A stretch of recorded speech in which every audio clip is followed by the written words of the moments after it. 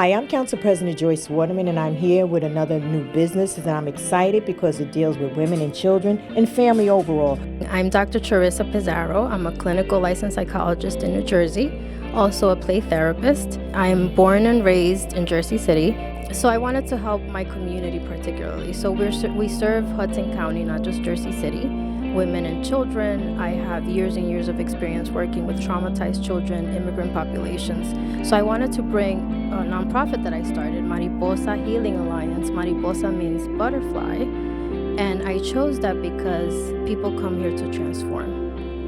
This is what I help people do through mental health services, classes such as ESL, financial literacy, empowerment. And we also do advocacy.